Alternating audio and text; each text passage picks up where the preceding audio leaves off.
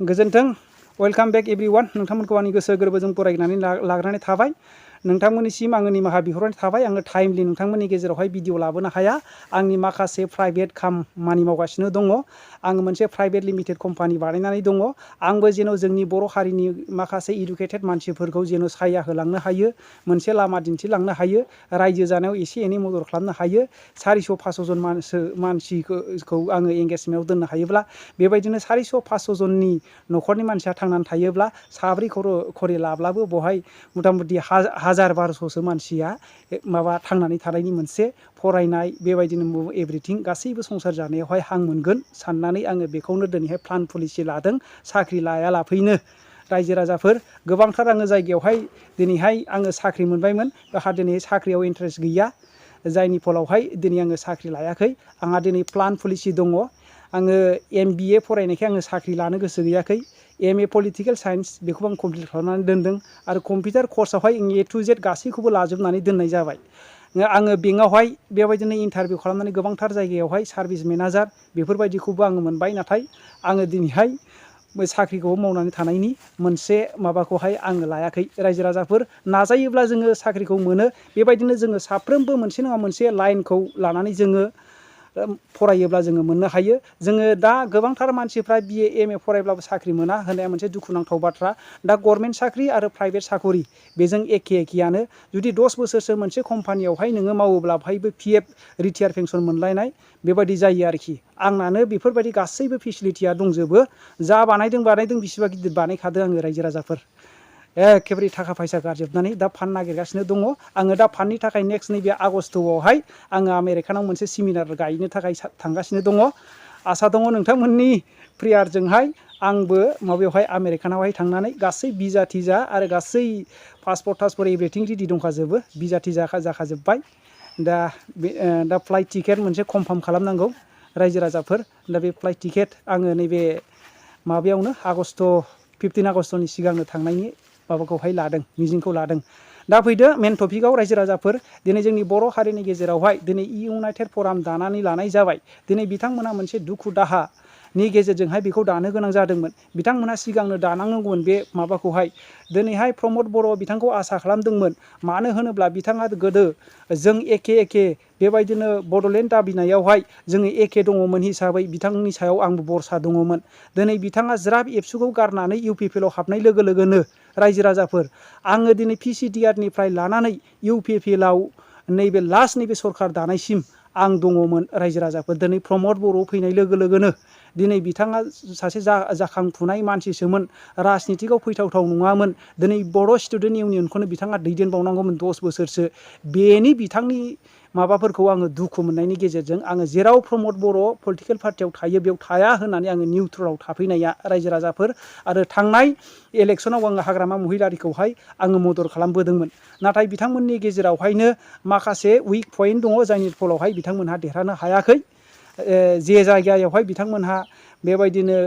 खना खनला जायगायावहाय बिथांमोनहा बेरायजोबनो हायियावहाय बिथांमोनहा देरहागोन आसा जे अभार कनफिडेन्स खालामनानै जेननो गोनां जाबाय दे बे टपिकआ थांबाय रायजो राजाफोर बेनो दुखुनांथाव बाथ्राया बेनो जाहैबाय थांनाय जे समावहाय मिथिं दावथिङाव गासैखौबो दिनै हाग्रामा महिलारि बिथांखौहाय दिनैहाय प्रमद बर'आ सोंखारि बुंदोंमोन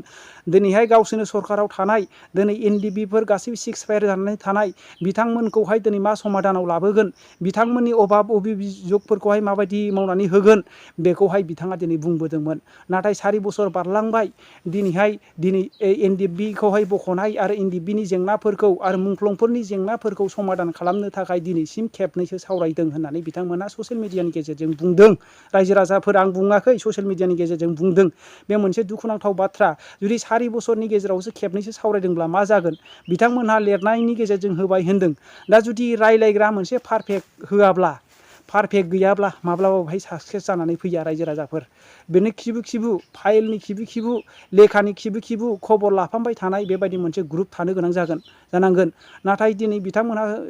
राजनितिकआव थानाय हिसाबै प्रमद बर' मानगोनां बिथांमोनहा दिनै गावसोर ओंखारनो हायाब्ला बेबायदिनो थाखाजों फैसाजों गोबांथार हेफाजाब होनांसिगौमोन रायजो राजाफोर नाथाय बिथांमोनखौ दिनै होयैखौसो बेबायदिखौसो जोङो नुनो मोनदों रायजो राजाफोर दिनै जोंनि बर'नि गेजेरावहाय बिराद दुखुनांथाव बाथ्रा दिनै माखासे NLFB जेलाव थानायनि माखासे आङो मेन टपिकनि जेनाव सोर मा बुंदों बिनि भिडिअआ अलरेडि आङो उनाव दंखासै बेखौ आङो उननि भिडिअआव लाबोनाय जागोन रायजो राजाफोर जोंनि बर' हारिया मा जानो थांगासिनो दङ बे मोनसे जोबोद दुखुनांथाव बाथ्रा रायजो राजाफोर दिनै मोनसे स्टुडेन्ट इउनियना मोनसे नमिनि बायदिल'मोन उइटनेस बायदिल'सोमोन दिनै उइटनेसासो दिनै मेन माबाफोरखौ कास्टमार बा मेन मानसि जे मोननांगौ मोन्थाय दङ बेसो माबा लाफैनो सालायनो मोना लाफैनो दिनै उइटनेसासो दिनै BTC सरकारखौ सालायनायखौ जोङो नुनो मोन्दों दिनैहाय बुंनांगौ जेबो गैयामोन गबिन्दमोन बायदि फेरेंगामोन बायदिहा सिबजा ना बिथांमोनहा क्वालिटियानो गैया रोंनाय गैया बिथांमोनहाबो बिसोर मोनसे दुखुनांथाव बाथ्रा दिनै जेरावहाय प्रमद बर' थाङो बावसो बिथांमोनहा खिफि मोनामसुलांनायखौ जोङो नुनो मोन्दों बिथांमोनखौ जोङो दिनै मावनो हायै बेबायदिखौ नुदों रायजो राजाफोर माखासे खामानिफोरखौहाय दिनैहाय ST नि माखासे मोनथा बेफोरखौबो धंस' खालामबोगासिनो दङ बेफोरखौ आं नेक्स्ट भिडिअआवहाय लाबोफिननाय जागोन गासै भिडिअ क्लिपआ दङ रायजो राजाफोर टाइमनि आंखालाव आं नोंथांमोननि गेजेरावहाय रेगुलार मोनथाम मोनब्रै भिडिअ आपल'ड खालामनो हाया नोंथांमोनहा बेबायदिनो भिडिअखौ नायलांबाय थानो गोसो दङब्ला नोंथांमोनहा भिडिअखौहाय साबस्क्राइब खालामनानै लाइक खालामनानै गासैबो भिडिअखौ नोंथांमोनहा नुनाय बायदि नोंथांमोनहा नायलांदो इउनाइटेड फराम बिथांमोनहा माबायदि दुखु फोरमायदों आरो बिथांमोनहा दिनै मोनसे बाथ्राखौ आङो दुखु मोनदों आसाम सरकारानो गासै वाइन शपफोरावहाय जौ फानग्राफोरावहाय मोनसे नोंथांमोनहा एथ' फानथारनांगोन होननानै बुंदों दिनै बिथांमोनहा बेखौ बोरै मा अबजेक्सन खालामगोन दिनै गामि लेभेलावहाय थानाय बिथांमोनहा माखौ खालामगोन गामि लेभेलाव थानाय माखासे मानसिफोर जौ लोंनानै खामला दामना खामानि जोबखांनानै जे जौ फाननानै जानाय मानसिफोर बेखौसो होसोलायगोन रायजो राजाफोरा दोननांगौ आं बुङाखै बिथांमोननोबो मोनसे सुबिदा होग्रो बेखौ मावनायनि सिगां बिथांमोना जौ फाननानै जाग्रा मानसिफोरनो मोनसे दखान खालामनो हानाय आरो मोनसे बेब'स्था खालामनानै जानो हानाय बेखौ खालामनानै होग्रो बिथांमोनहा अब्लासो आङो बेखौ गनायगोन रायजो राजाफोर गोजोन्थों नोंथांमोनहा नायलांबाय थादो आरो जोंनि एसग्रेसिया रिहेबिलिटेसन दाबो मोननो गोनां बाखि दङ बेनिफ्राय जोंनि किसुमान मोननो गोनां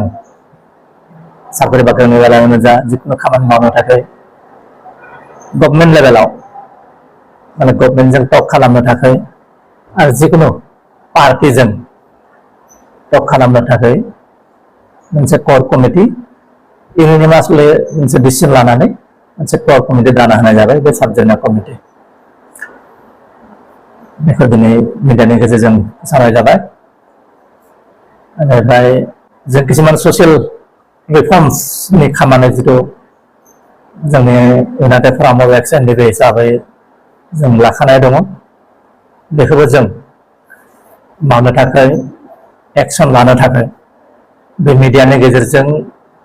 जोंनि गासै इउनाइटेड फराम अफ एक्स एनडिपिनि जिल्ला आफादफोरखौ मिडियानि गेजेरजों जेरै एन्टि ससियेल खामानि ड्राग्स जौ जुवा एडाल्टारि बायदिसिना बेफोरखौ बोरैहाय मिनिमाइज खालामनो प्रशासनजों लोगो लानानै जोङो बेफोर ससियेल रिफर्मस एन्टि ससियेल खामानिफोरखौ मिनिमाइज खालामनो थाखाय फोसाबनो थाखाय बेफोर खामानि मावनो थाखाय जोङो गासै जिल्ला आफादफोरखौ बे मिडियानि गेजेरजों बिथोन होनाय जाबाय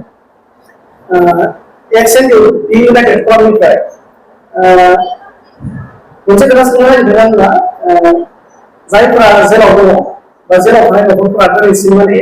एक्सएनडिपि फरामनिफ्राय खौरां लायाखै बा सरकारनिफ्रायबो नायफिनजायाखै बेबायदि बाथ्राखौ सांग्रांथिनि गेजेरजों बिथांमोना बुंबाय थादों थारैनो एक्सएनडिपि फरामनिफ्राय बै माने जाय जोबथेसालियाव दङ बिथांमोननि न'खरखौहाय दासिम खौरां लानाय जादोंमोन नामा जों बेनि सोमोन्दै गभर्नमेन्ट लेभेलाव जों दिल्लीयावबो खननै सावरायदों आरो जोंनि चिफ मिनिस्टार मानगोनां हेमन्त बिश्व शर्माजोंबो सावरायदों जोंनि बिटिसिनि चिफ मानगोनां प्रमद बर' सार बिथांजोंबो जों सावरायदों जों जेसेबांबार सावरायो जोंनि मुंख्लं नखरफोर मोननो गोनां जितु एसग्रेसिया अनसुंथाइ बेनिफ्राय जोंनि रिहेबिलिटेसन मोननो गोनां बेनिफ्राय जिथुनाखि जेलाव दङ ट्रायल सोलिबाय थादों आन्दार ट्रायलाव दङ बेनिफ्राय जोंनि खाथि खालानि रायजोफोरा दङ जेरै नागालेण्डआव दङ मणिपुराव दङ केस बेनिफ्राय मेघालयआव दङ वेस्ट बेंगलाव दङ अरुणाचलाव दङ ओमफ्राय खाथिनि हादर नेपालाव दङ जोंनि सोद्रोमा जेलाव दङ भुटान जेलाव जोंनि सोद्रोमा दङ बेफोर गासैखौबो माने जों गभर्नमेन्टनो बारे बारे इन रिटेन लिखित भावे जों मेमोरेन्डाम होदों आरो सावरायनायावबो मेन कोर इशु हिसाबै जों बेखौ बारे बारे जों पुट आप खालामनो आरो मोनफ्रोम नखरफोरजों जोंनि सोद्रोमाफोरा जोंनि दैदेनगिरिफोरा कन्टिनिउ माने मोनसे जगाजगाव दङ कमिउनिकेसनाव दङ मोनसे खोथा जों ससियेल मिडियानि गेजेरजों नुनो मोनो एक्सन डेभेलपमेन्ट फर्मनिफ्राय फैगौ 2020 बिटिसि बिसायख'थियाव बाहागो लानायनि बाथ्रा ओंखारबाय थादों दा बेयाव थारैनो बाहागो लागोना बेसेबांसिमाव फैलांदों माखासे इउनाइटेड फराम अफ एक्स एनडिबिआ मोनसे आफाद बियो कोनो पलिटिकल पार्टी नङा नन पलिटिकल पार्टी किन्तु जों इस्यु दङ जेंना दङ जेंनाफ्रा दिनैसिम माने बोस्रांजायाखै सुस्रांजायाखै जों मिजिंथिदोंमोन जिथुनाखि रुलिं गभर्नमेन्ट दं इउपिपिएल सरकार दङ बिथांमोना मोनसे गुरुत्व लानानै खामानिफोरखौ मावगोन होननानै किन्तु दिनै जितु नुनो मोनबाय 10% खामानि जायाखै गतिके गासै इस्युफोरखौ डिसिसनफोरखौ पलिटिकेल मेकानिजमाव लानाय जायो जोंनि बर'फोरनि इस्युफोरखौ बांसिन क'क्राझाराव लानाय जायो अल आसामनि होनब्ला जों दिसपुराव लानाय जायो अल इण्डियानि जेसेबां माने सावरायनांगौ मानांगौ बेखौ पार्लियामेन्टआव सावरायनाय जायो गतिके जोंनि इस्युफोरखौ लानानै जोंनि एक्स एनडिबिनिफ्राय डेपुटि चिफ दं इएम दं जोंनि माने एनसिएलए दङब्लाबो एमएलए दङब्लाबो दिनैसिम एसेम्ब्लियाव माबायाव बेबायदि पुट आप खालामनानै बेफोर जेंनाखौ बोस्रांनायनि थाखाय बेबायदि स्ट्रंलि भइस होनाय माबा मोनसे डिसिसन लानाय जों नुवाखै बेनिखायनो जों अपसनखौ नागिरथारनांगोन जों गासैनिबो दरखौ जों नक खालामना नायगोन जों इउपिपिएलनियावबो जों नक खालामगोन जों बिपिएलनियावबो नक खालामना नायगोन बिसोरनि दरा जुदि जोंनि थाखाय बन्धब्ला जों गुबुन अपसनखौबो जों नागिरथारनांगोन गतिके नेक्स्ट इलेक्सनाव जों इउनाइटेड फराम अफ एक्स एनडिबि बे मोनसे ब्रेन बे ब्रेनैनो थागोन जोंनि ब्रेनखौ कुनु मोनसे पार्टीजों जों कलाबरेसन खालामनानै डाइल्युट खालामनानै जों फोजोबनो थाङा united front of ex NDFB united front of ex बेनो थागोन जायफ्रा जोंनि सोद्रोमाफ्रा हयथ' इलेक्सनाव बाहागो लानो नागिरगोन बिथांमोननि खोथाया आलादा जागोन किन्तु जों बबेबा मोनसे पार्टीजों जाय पार्टीया जोंनि सुखु दुखुनि सोमोन्दै माने सिन्था खालामगोन जोंनि दुखुनि सहभागी जागोन जोंनि जेंनाफोरखौ बोस्रांनो थाखाय एक नम्बराव जोंनि मुंख्लं नखरफोरनि जितु मोननो गोनां एसबिसिया बेफोरखौ जों मोनजोबनांगौ साख्रि बाख्रि मोननांगौ जोंनि केडारफोरनि जितु रिहेबिलिटेसन पुनर संस्थापन बेखौ जों मोनजोबनांगोन माबा मोनसे संस्थापननि बेबस्थाखौ जोंनो होनांगोन जोंनि मानगोनां आफादगिरि रन्जन दैमारिया दिनैसिम जेलाव दङ बिथांखौ जेलावथ' नङा मोनसे सेलाव दोननाय जादों सेल जेलनि भितराव आरो सेल थायो जाय जेल जादों जेलनि भितराव सेल जाजादों बिथाङासो मिथिगौ बे दुखु जारलाया बेसेबां आरो बिथांनि दिनै अबस्थाखौ नायनानै जों माने जोबोद दुखुनांथाव गतिके बिथांनि बे मोनसे इस्यु दङ जोंनि खाथि खाला हादोरफोराव जोंनि खाथि खालानि स्टेटफोराव जोंनि सोद्रोमाफोर दङ जेलाव दङ जोंनि केसफोरा उइद्र' जानाङामोन दिनै केसफोरा जाजोबाखै बेबायदिनो गोबां माने जेंना दङ इसु दङ बे इसुफोरखौ लानानै जाय पार्टिया जोंजों माने कन्डिशनफोर मिलायलायगोन जोंजों माने एकमत जागोन खोथा होगोन जोंजों मोनसे एग्रिमेन्टआव फैगोन बे पार्टिखौ जों हेल्प खालामगोन मदद होगोन आरो बिथांमोनजों जों इलेक्सनावबो जोंनि जायफोरा इच्छुक कैंडिडेट्स बाहागो लायोब्ला बेखौ जों माने बेयाव बाहागो लानो थाखाय जों हगारनो हागोन जोबथियाव मोनसे कुइसन एनडिपिआ गोलाव 34 बोसोर हाथियार लानानै आखायाव हाथियार लाना सोमावसारबोबाय बर' हारिनि थामोनथा रैखाथिनि थाखाय दिनै थांनाय 2020 मायथाइनि 27 जानुवारियाव बिटिआर गोजोन गोरोबथाबो जालांबाय बेनि गेजेरजों एनडिपिआनो माखासे सोद्रोमाफोरा दिनै सरकारजोंबो दंसै सोरबा एमएलए जाबाय इयां दङ एमसिएलए दं बेनि गेजेराव जों दिनै नुनो मोनदों ट्राइबेल बेल्ट एन्ड ब्लकनि हाखौहाय गुबुन हारिनि सुबुंनो डेभेलपमेन्ट होनाय जों दिनै समाव नुनो मोनदों बे बेलायाव एसएनडिपि नायगिरग्रा हिसाबै मा बुङो ट्राइबेल बेल्ट एन्ड ब्लक आसामाव जितुनिखि जों ट्राइबेलफोरनि अधिकार हिसाबै ट्राइबेलफोरनि आहुनि रैखानि थाखाय ट्राइबेल बेल्ट एन्ड ब्लक दाना होदोंमोन नाथाय दिनै नायनो थाङोब्ला दानि नङा माने हादोराव उदांस्रि मोननायनि उननिफ्रायनो जोंनि ट्राइबेल एरियाफ्राव इनक्रोचार बहुत बारा जादों दिनै ट्राइबेल बेल्ट एन्ड ब्लक नामावल'सो दङ ट्राइबेल बेल्ट एन्ड ब्लकआव tribal belt and block tribal sub plan area बेफोरनि हा हुफ्रा दिनै बेदखल गुबुन हारिनि आखायाव थांगासिनो दङ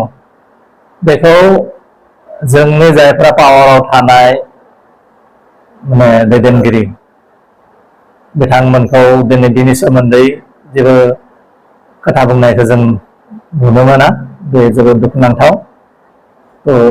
बेखौ जों अपज खालामो आरो बेबायदि हाराव जुदि ट्राइबेल बेल्ट एन्ड ब्लक अल आसामाव सोलिबाय थायोब्ला जोंनि रुलिं पार्टिफ्रा बाहेरनि माने श बिघा सोरबा 50 बिघा 100 बिघा 200 बिघा 500 बिघा जुदि एलटमेन्ट माने केपिटेलिस्टफोरखौ पुजिपुतिफोरखौ सोरबा माने माबाफोरखौ जुदि बेबायदि हा एलटमेन्ट होबाय थायोब्ला जोंहा माने बहुत खहा जागोन बेखौ आंनि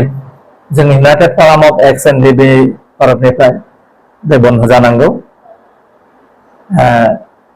सरकारि हा माने खास हा बे हाफोरखौ जेब्लानाखि जोंनि ग्रेजिं फिल्ड माखासे दङमोन बेनिफ्राय सहर बेफोर हाफोरखौ स्पेसियेलि ग्रेजिं फिल्डफोरखौ बेबायदि एलटमेन्ट होनायखौ जों नुनो मोनो बेफोर खिन्थु बाहेरनि मानसिफोरखौ बिदि एलटमेन्ट होबाय थादों नाथाय जोंनि थागिबि मानसि आसामनि थागिबि ट्राइबेल भुमिपुत्र बिथांमोनखौसो गोबां जायगानिफ्राय इलेक्सन खालामनानै न' बां माने दुखु सुखु खालामनानै इलेक्सन खालामनानै उच्चेद खालामनायखौ जों नुनो मोनदों बे जोंनि थाखाय जोबोद दुर्भाग्यजनक जितु सरकारा जोंखौ माने हा होनो रैखाथि होगोन होननानै गोबां खोथा होनानै पावाराव फैदोंमोन नाथाय बे सरकारानो दिनै बेबायदि खालामबाय थादों